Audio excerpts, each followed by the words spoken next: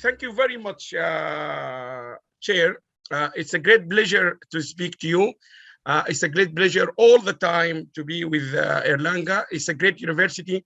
I have spoken in conferences before with Airlangga, and I have visited, excuse me, the university, and I have seen the tremendous efforts and work being put for this conference. And I am also very familiar with the quality of Airlangga's production of high quality conferences. So I go right to the point, but I'm very grateful for the opportunity. I will try to complement what is being talked about, and also to complement the legal aspects or the issues to do with law governance here, which I think is extremely important. Can I share my screen? Thank you very much. Can you all see my screen, my slides?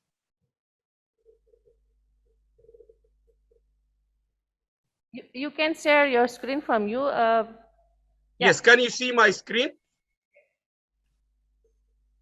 Yes, we can see. Okay, excellent. So I'm going to talk about the challenges of sustainable development between two brackets, Agenda 2030 or Sustainable Development Goals, post-COVID, because we are in a post-COVID era now. And I will quickly go to the, because my time is very short. This is the organization I represent, the World Association for Sustainable Development. Please take a time and check our website. We do lots of work, and then please stay in touch if you would like to be involved or engage with us. We run lots of conferences, and I would love to see you there. We partner with the United Nations several times, with government like in Bahrain, and we would love to come to Indonesia one time. We also have a big library of keynote talk videos, thousands of them. Please share them among your students. We have involved with many organizations, and I would love to be working with all of you. Now, what I'm going to be doing today, I think you all agree with me, in this post-COVID-19 era, it is becoming very important. Business as usual cannot continue, because business as usual is being stopped. We have been locked into our houses for 2 years. So we need to really refocus ourselves quickly.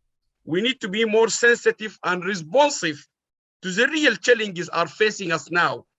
And I will show you now the talk about the challenges for sustainable development is being going on for 50 years or plus.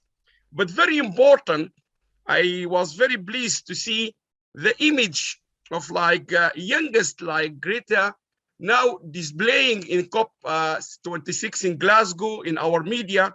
The good thing is in the last many years, or sorry, in the last few years, we can see young generations are leading the way, like also Nasreen, the young girl from Sudan, was talking in COP yesterday, and so on and so forth. So I will look into the present and future challenges as your conference title represent. I will see what part of the government and what part of the society, we the society, the social.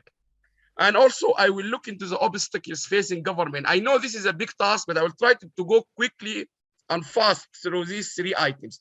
But I think given that we are a university now, we are hosting this conference by different universities, Airlangga and others, they would like also to take part in solving this problem, because I think universities are the key for this, if you like, issues, and we have to a little bit give quick tips on them. Why are we doing it now? Because I think you all agree there is lots of effort to catch up. Sustainable development has been put on hold. All the efforts were on hold. People were just talking about survival in the last 2 years. But interestingly, the first country to start rethinking about their efforts to achieve sustainable development is the first country where COVID started, China. So the Chinese government started months ago thinking about how we restart thinking of our roadmap or our effort to achieve sustainable development. That doesn't mean they have managed to get rid of COVID, but they said now we have to go back to sustainable development. Global lockdown created a huge reduction in income and economic crisis. So we all suffering. United Kingdom, Saudi Arabia, Indonesia, America, we all struggling financially. Changing technologies and new rules post-COVID. Changing technologies. Interestingly, the Zoom we are using now is not a new technology, but it's extremely it become known to everyone. We had it before, but now we can see how useful it is. But there are many changing technologies. We have to think of them. Increasing role of the youngest and women. And this is extremely important. The youth who are leading the way in social media are becoming more, if you like, involved in solving this problem. So online learning as an example, where all universities have been teaching online. Quickly, the data we're using here are from different international organizations, World Bank, United Nations, and so on and so forth. But the very important thing to understand, all of them, United Nations, World Bank, WHO, all of them agree that still their data is not complete. And that's the first recommendation I say. All countries need to take this issue seriously. All countries are struggling in supplying good quality data, or sometimes the actual data is not even there. So we need to aware. We're using these references, but there are problems. Now, I know sustainable development is known to you, but I will just jump quickly.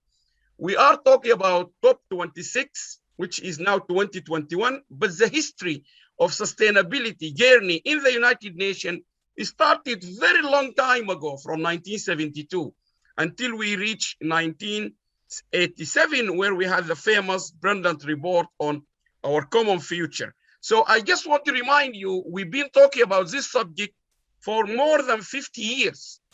So it's not new.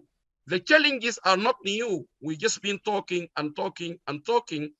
And as our queen even here said, we need actions, and that's what's important. And I'm sure your conference will bring a very good conclusion and actions to take forward.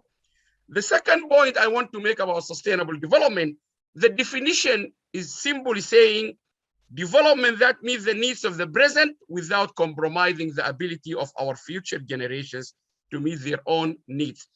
Until very recently, all the talk about how we need to conserve this planet for our future generations. But we have also start talking now, children, our future generations need to learn to take responsibility as well. Why? Because when I was a child, I didn't have a mobile phone. My daughters now, they have mobile phones. So they need to be responsible. They need to understand. And I will give you one example, a research undertaken by University of East London, Bristol, and other, a funded research by the European Union. It concluded in 2018, the amount of people watching this Despacito song, which I'm sure you all know it, is almost 6.4 billion viewers across the world, which is almost the entire world. The problem of the amount of that, the energy consumed to watch this video live streamed is equivalent to the amount of or the cost of energy by 5 African countries. So children are watching live streaming. This is extremely an issue for energy consumption. So they need to understand, they have a responsibility. It's not just the adult. Now, these are the sustainable development goals. I wouldn't go through them, but as you can see, number 16 is talking about peace, justice, and a strong institution. In fact, we have been campaigning for the last 3 to 4 years, reminding governments law and order, good governance is critical for achieving sustainable development, because issues like corruption, who can do that is the legal people, people from law. You guys are very important in getting all this job done, because without institutions with law and order, having policies, legal framework, we will not achieve this one. But the one which people talked about it globally is a partnership for the goals. We need to work together. And this is the second or third message I am sending now. We need to work together. Quickly, what are the challenges? The first challenge is we are not the same. This is very important. Germany started its revolutions by becoming a leading industrialized country. Then they went through information, ICT, and so on. And now they are facing what we call it globalization challenges. When you come to countries talking in COP26, they saying to Germany, America, United Kingdom, and other industrialized countries, you have been through this long time ago. We need to go through it because we are too late. So all countries are not the same. Africa, the entire continent, has only managed to move by 2 to 3% in industrialization. So we need to remind ourselves we're living in this planet, but we have not been through the same journeys together. We are in different status. But the most important one, we are now in the globalization era. We need to understand we are all together in one planet. And COVID is a very good example of that. COVID stopped the life across the whole world. So that's a good. So we need to choose as countries how close or open we want to be globally. And that's very important. Digitalization, digital around the world. This sound, I'm not sure where is the sound from. I think there is a sound, background sound. Now, as you can see from January 2021, and we almost 1 year now, 7.8 billion total population. Urbanization is 5.56 percent. And then as it goes, you can see all of us are now digital, which means we are using computer, internet, mobile phone, and so on. So there is a huge number of us in the digital era. So everything is digital now, as simple as that. More interestingly, internet.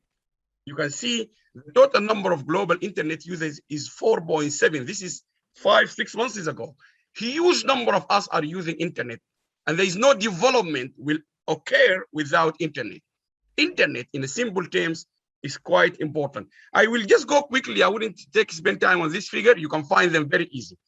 But back in 2013, my colleague, Professor Jonathan Wilson, I remember he referenced this in one of his talks, and he said, Indonesia, your country, at that time was the country with the cheapest mobile data plans in the entire world. I don't know what's the situation in Indonesia. I visited in 2019, but this is one of the indicators people like me, scholars on sustainable development, they look to this as a critical indicator for this country to achieve sustainable development. So this is quite important, and also is very cheap in Indonesia. More interestingly, if you come to the daily spent on social media, you will find more developing countries spending more time on social media compared to developed countries. Again, we need to find out why Philippines, an average person spends 4 hours a day on social media, while comparing to OECD's countries, 1 hour, in the UK or 2 hours. What is why in developing countries are spending more time on social media? We in the OECDs, we are not. This is another key question. If you look again back into 2012, Jakarta, the capital of your country where this conference is hosted, it was #1 in the entire cities in the world in the number of tweets. Again, having so much of people tweeting, that also have a good indication of people can share knowledge, and then they can actually improve the situation and they can go right on the road. I don't know the situation in Jakarta now, but I just brought it for you. That was a surprise. Anytime I ask people, the city #1 in the world in the number of tweets, I never have the answer of Jakarta. And because people are not fully aware what's happening in the world. Look at number 10, Riyadh, Saudi Arabia. I have always talked about Saudi Arabia, the number of youngest using mobile phone. I need to move. One of the other challenges, people I met from government, even ministers, they say to me, Alam, we are confused. What are the key challenges we need to address? Excuse me. Many people can tell you these are the key challenges. Yes, climate change, global warming, but minister, they need details. Conflict and terrorism is a huge problem. Food production is a huge problem. Minerals, climate change is one of those. It's not the only one. Why they are confused? Because they need to understand those global challenges in comparison to their own global challenges. And I like this is a slide from the Academy of Science in Egypt. They used the global challenges and put them in a priority list compared to their Egyptian challenges. So for example, number one global challenge is sustainable development and climate change. The same thing in Egypt, and the same thing for number two. But when it comes to global challenge number three, population and resources, that's in Egypt is number 8, for example, and so on and so forth. If you look into this, so this is what countries need to understand. Yes, I am globally thinking, but I am locally acting. And therefore, I need to think about what I need to do in terms of my priorities compared to the world priorities. The other serious problem, data, as I said, the United Nations itself confirmed that we have so much missing data. Imagine this is from the United Nations own database for sustainable development goals. All those in red, data is not available. Imagine data is not available. So we are talking about factors, indicators. We don't have data from the UN itself. And more critically, as one example, United Nations does not currently have or aware of data for a critical indicators, which is target 4.7, education for sustainable development and global citizen. If we don't know the data for this, how are we going to educate our kids on sustainable development? This is a quote from the United Nations itself, which is meeting now in Glasgow. Ensure inclusive and equitable quality education and promote lifelong learning opportunities. We don't have data to measure this. Very, very serious. So we need to ensure high quality of data. We need to ensure measurement like this. It is complete, it's accurate, it's relevant, it's timeliness, and it's also appropriate. Because without data, as this Deming always say, we are just another person with an opinion. It's critical. We need to understand, and we have to do that. The other thing is the way we have grown up, the way we have developed over the years is different. Indonesia is different from Korea, is different from the US. So we cannot apply one to all. And this is a big argument in COP26 and in COP25 between China and America. America is saying to China, you need to reduce your gas emission. China is saying, this ladder you have used to become the world leader, I want to use it. The same argument by India and other countries. So this is a big debate. Countries have grown in a different way. Our backwardness, as the Harvard professor said, is different. How backward I was, how fast I am changing is different. But the more important thing is if you compare, this is the World Bank back in 2000, they compare the GDP of African countries with the Republic of Korea. And they found that back in the 50s, both of them had the same GDP. But in the 1990s, as forward, Korea moved quite high in the GDP. And when the World Bank economists analyzed that, they found that this difference is due to knowledge. And that's where the knowledge economy started to appear. Quickly, we have been talking about this issue back in 2006. And this is one of the famous conference we had in University of Brisbane in Australia. You need to connect and link sustainable development with knowledge management or knowledge economy. Exactly like the World Bank said. That's also something very important as a challenge. We've been reminded 22 years ago by UNESCO. There is a real risk of two civilizations. One is producing knowledge and one is passively receiving knowledge. Unfortunately, most of the passively receiving knowledge are in the developing countries, or what they call them the global south. And when it is come to COP26, climate change, we want them all to work together. And they are just passively sitting there. The problem with you not producing knowledge, that means you cannot change it, you cannot modify it. You just become a follower. And that's something we've been reminded 22 years. Have we done enough on that? The answer is for you to think about it. Quickly, countries have started moving long time ago from oil to knowledge. Example is United Arab Emirates. United Arab Emirates is the leading one in the Middle East. Across the developing countries, one of the leading, is almost 7 or 8% on its economy transformed into knowledge. But that's not the only key striking statement I'm giving here. but it is a country with huge oil and very little population. Despite that, they are taking the correct path to development, because the World Bank told them you can't rely on oil for the rest of your life. And if you take the example they have done, the best airline now in the whole world are two of them are United Arab Emirates, and what is it? The other one, Emirates Airline, and the two of them, one from Dubai, one from Abu Dhabi. The two of them are leading the whole world airlines. And the answer to why they are leading, because they are deploying innovation. They are very creative, not because they are subsidizing oil to their aircraft, because they have been taken to court by British Airways Airline, France, Lufthansa, and KLM back in 2008, because they are invading Europe, they said, because they are being given subsidized oil. And the court ruled out these airlines are very successful because they are using creative and innovative approach to the business itself. It's not because they are getting subsidized. So these are all key points we need to see.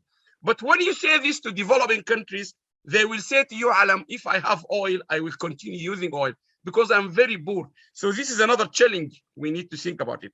Another one about our digital natives, and the United Nations said it's the youth between 15 to 24 years old who are using computer or ICT within the last 3 to 5 years.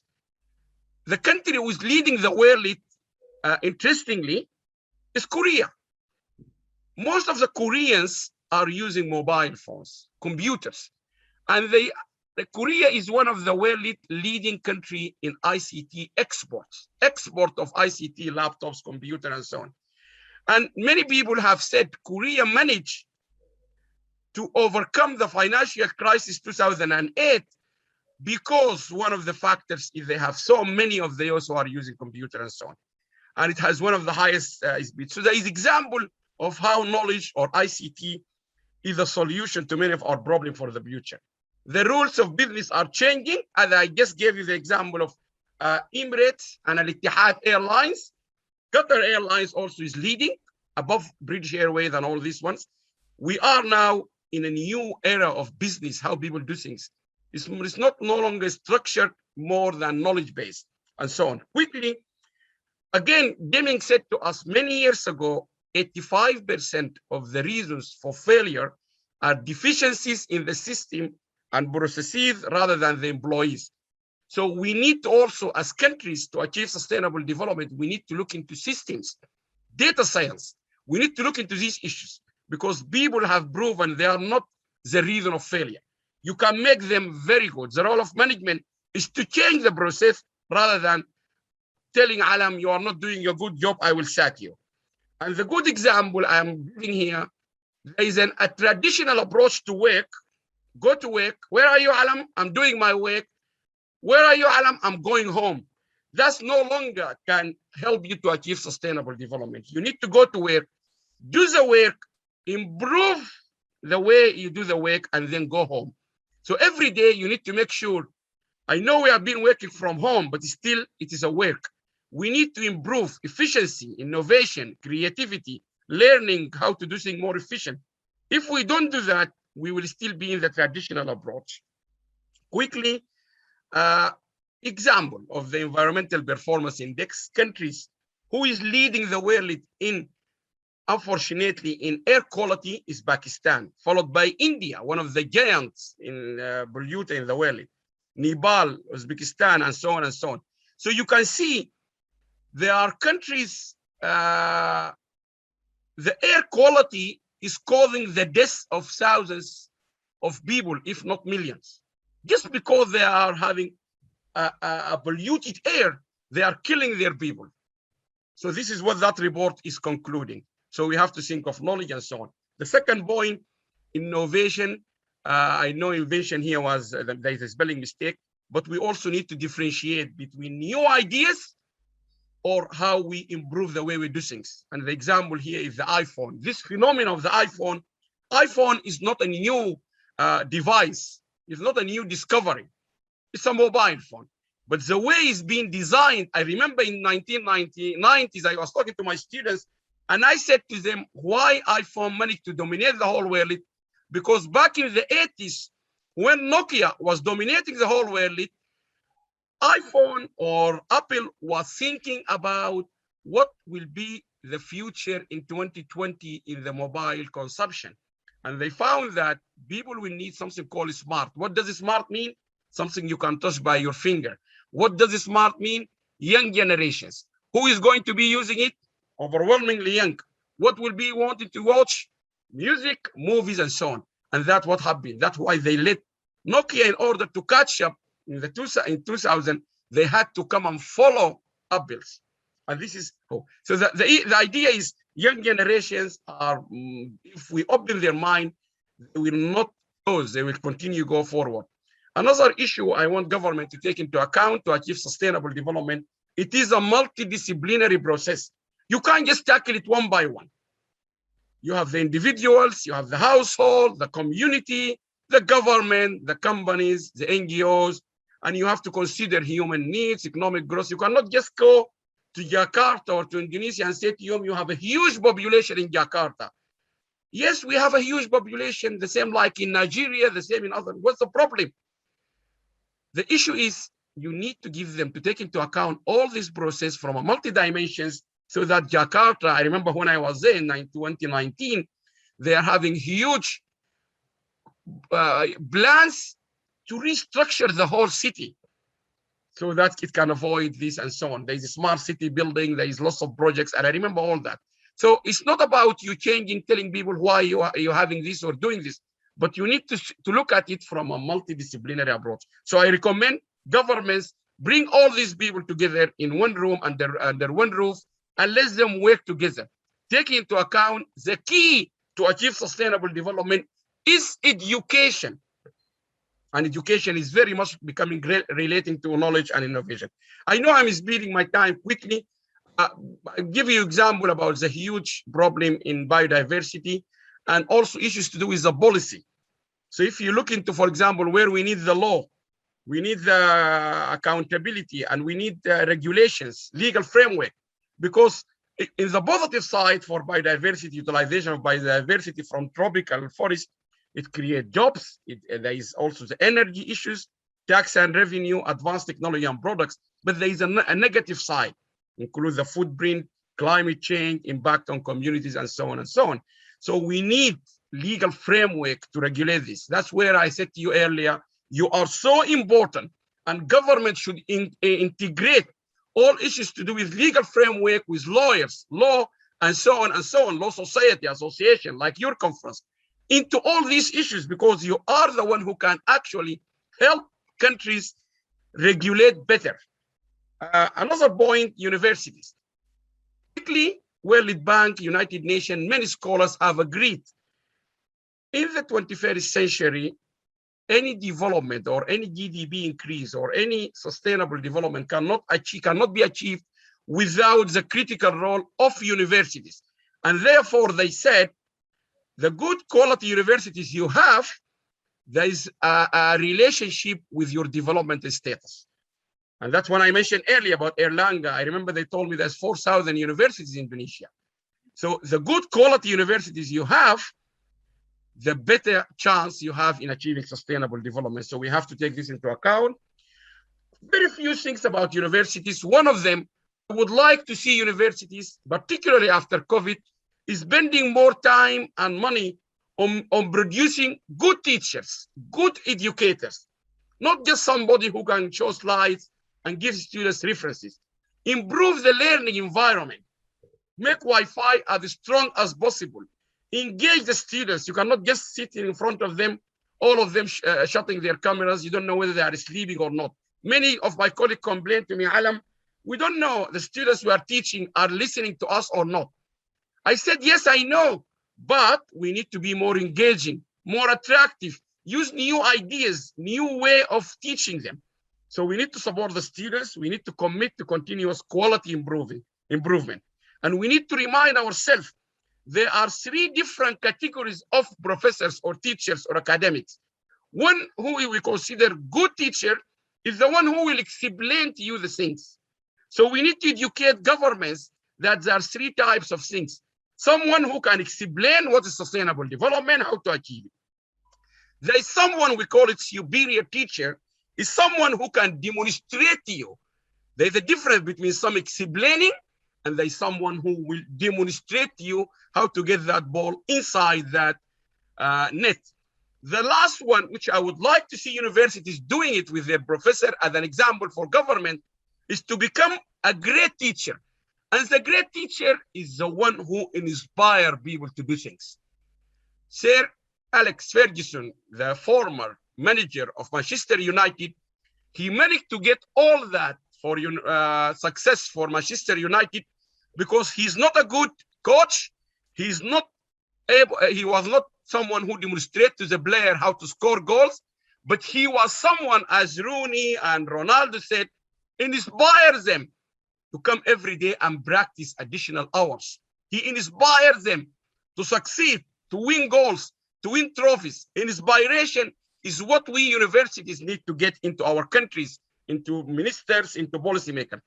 I wouldn't spend more time on this, but we also need to focus on the area where we have leadership. No university can be good at everything. We teach law, agriculture, medicine, everything, yes, but we are not the best in everything. So let's focus on the things we are very good at and make sure we grow them. So if someone wants to study biodiversity, he wouldn't think of Harvard or Sussex University. He will say, I will go to Airlangga because it is one of the best in biodiversity, and so on and so forth. This is very important. Yeah, and also, I know my time. I'm just going to you only have one more minute. Yeah, please. Okay, quickly. This picture from in 2016 in Marseille, the World Bank Mediterranean, when we were discussing why there is a poor progress, particularly in the Middle East. One of the things we found, universities produce graduates cannot fit into the market, and so on. So recommendations, quickly, conversation. We need to talk, stakeholders and government. This conversation needs to continue, and it needs to be more strengthened, more informal, and so on. We need to have collaboration between stakeholders and government. There's a difference between conversation and collaboration. We need to put efforts into significant long-term change by long-term dedicated efforts. We cannot just meet in Glasgow and we go home. No, we come again in 4 or 5 years. We need to have a long-term commitment. Quickly, we need to make sure, despite the huge surge in social media, it's not going to solve the problem unless you use it wisely. If you do not know how to use them, it will never be enough.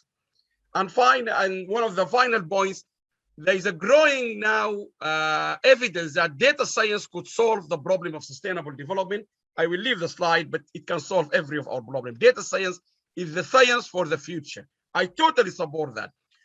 Young generations, we need, when I went to Dubai, one of the girls came from Indonesia, was one of the winners. She was talking about issues, Zimbabwe, and so on and so on.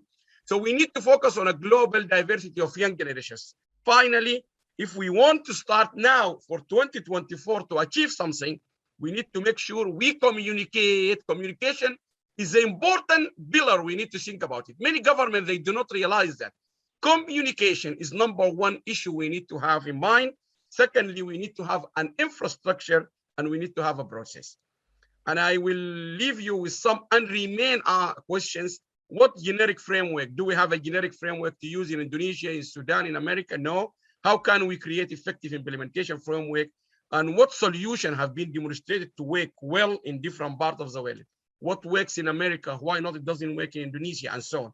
What do we do best drive multiple uses? What are the best approaches for ensuring this? I finish. We have a conference next on the 3rd of December. I invite you all, and because I think it's very relevant to what we have just been talking, making universities work for the United Nations Sustainable Development Goal. It will be hosted by Queen Mary Universities. I invite you all to join us. There is 1 month left, but we can still squeeze you if you want to join. And I hope to see you in our conferences whenever we meet again. And thank you very much for the time. Okay. Thank you very much, Professor Alam, for the presentation, and thank you also for the invitation of the conference this year. So I would like to conclude the presentation of Professor Alam that the countries need to be refocused in order to become more sensitive to sustainable development, especially in the pandemic uh, situation, because there is changing paradigm of achieving sustainable development during a pandemic. And besides, we are also facing global challenges, including digitalization and data as a digital property. That's why we need to connect to achieve sustainable development, where there is a transformation from tangible source like oil to intangible source like knowledge, because knowledge will improve way of life. Something that interesting me is that developing country people spending more time in social media is correct.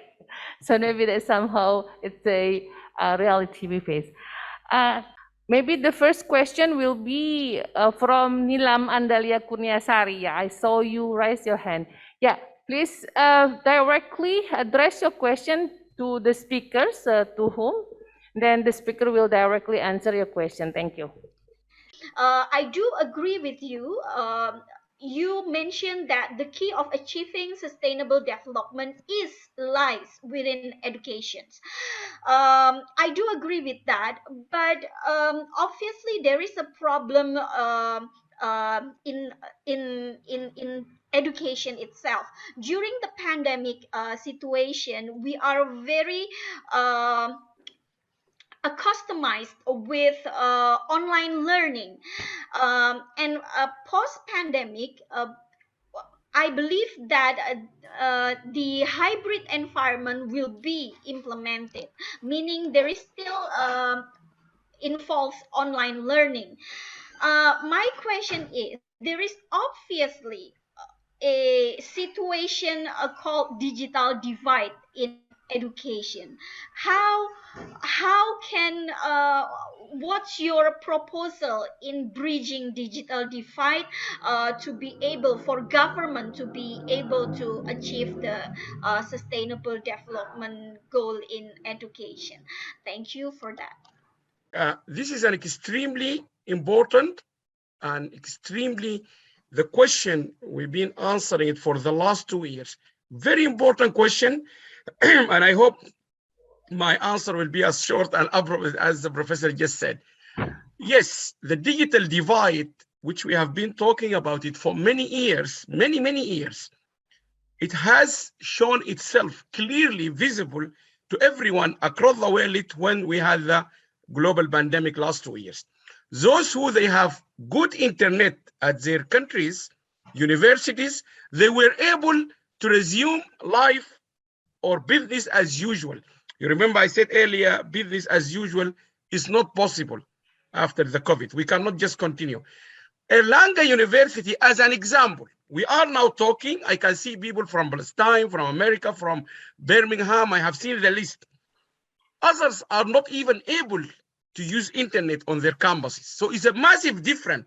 This conference is running smoothly now because you have implemented, because your rector and all your senior team, your government is so much believe on the importance of internet. Your university believe 100% on the importance of having Wi-Fi and so on. I have seen it by my own eyes when I visited you. Many universities who have done that, not necessarily in the United Kingdom or in America, in Indonesia, in MEKEI universities in Uganda, I have seen people connecting with us. From Sudan, I have seen from many countries. The question is, the digital divide will actually have serious implication for online learning, for teaching, if we do not solve it. How to solve it? 2, 3 recommendations. Number one, the government itself needs to understand the message we've been giving all the time. No development, no way you can achieve sustainable development without internet. And I always refer to internet, not to digital transformation or data science. I say the word as simple as that. You cannot develop without internet. It's simply full stop. Why? When you have an emergency, and you will be taken by the ambulance to the hospital. I hope not. And if your situation is very serious, you will get something called cannula, which is more of a small needle they will put into your hand here, so they do not have to inject you every time. They need to give you stuff. So the internet is actually the same like that cannula you fix in your economy, so you can have injection from Indonesia, from America, from Alam. If you do not have internet, there is no chance you will develop. There is no chance you will achieve the sustainable development goals. That's not just my word. This is the whole people, the scholars, World Bank, United Nations, everyone is saying the same. So the first thing, the government need to believe and to act now. You should actually be acting last year, not now. So this is the first thing. And the second thing, universities, I have said that before. Universities without a Wi-Fi should not be allowed to operate. Really, as simple as that. The Minister of Higher Education in any country across the world, if you have a university which is not having a Wi-Fi, it should not operate. Why I'm saying that? Because I know the very poor countries I have visited, you will see there's been so much money on other things. The priority for a university is the internet, and then Wi-Fi, and then high-speed Wi-Fi, and then, if possible, good broadband and so on. But you must have it, because without it, you cannot operate. And the thanks to COVID-19, we have seen this by our eyes. So government must emphasize on every university to have internet. Government must implement and use its funding to make sure there is a good coverage across the whole country as much as possible. If you open a PDF in an African country, it will take time and time just to upload that PDF. The bandwidth in most African countries is so small, you can't even open a PDF. So we need to make sure a single country can at least open a PDF. They can join a conference like this, because this is now the only way forward. During the pandemic, we have seen it, post the pandemic, and most importantly, you will be depriving your country from such a huge opportunity of learning. This conference, just in front of you, imagine if you don't have internet at the university, you will not have the opportunity to learn and see what is going on here. And there are thousands of them running.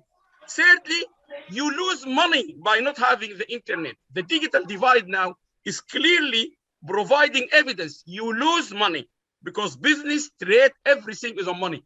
For universities, if you don't have internet, you will have no students because you cannot teach them. All of them are staying at home. Until very recently, we're still teaching online. So the message, and there is a clear correlation between internet and universities' scale on the ranking. If you look to some leading universities across all the developing countries, University of South Africa, MEKEI University, King Saud University, Qatar University, they have been high in the ranking. One of the factors, they have very good connectivity. They are able to communicate. So I think it's an important thing, and I would really encourage you, and I strongly recommend that should go into your recommendation out of this conference. Thank you. Thank you very much, Professor Alam.